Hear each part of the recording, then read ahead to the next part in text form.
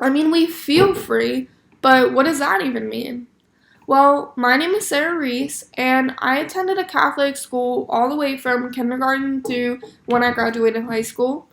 I have learned about the topic of free will from countless perspectives, both religious and non. And today I want to define exactly what free will is and help you guys to understand why every single human being has it.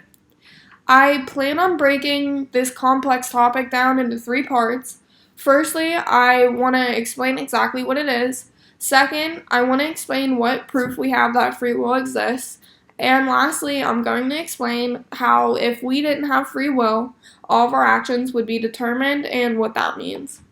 I do plan on speaking about this topic from a more philosophical standpoint and not a religious one, so that everyone listening can feel included. Now, let's jump on into what exactly the definition of free will is. So, what exactly is free will?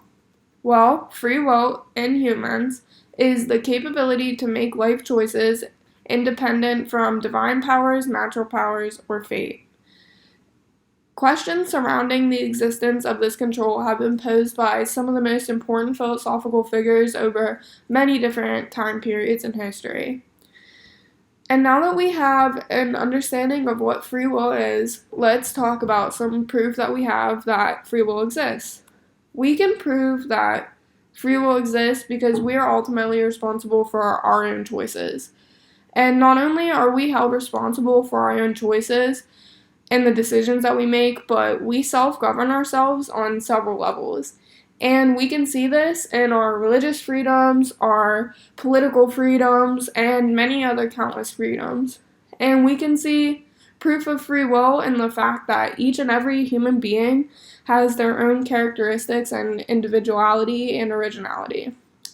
And now let's talk about why our future is not determined. If everything that we do was all just some inevitable result of what came before, which is what determinism is, this would mean that humans and our actions are only physical parts of the world, making us bound by physical laws. And free will argues that an action is only considered free if the person doing the action could have done otherwise.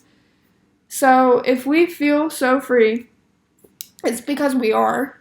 Your decision to make or not make breakfast this morning was made by you and you only, and your decision to watch and listen to this speech was made by you and you only too. So, although the question of who is controlling our daily lives has been pondered for centuries, we can see when we start to analyze the facts that humans are most certainly the ones in control. So, in the past few moments, I gave you guys a brief description of what free will is.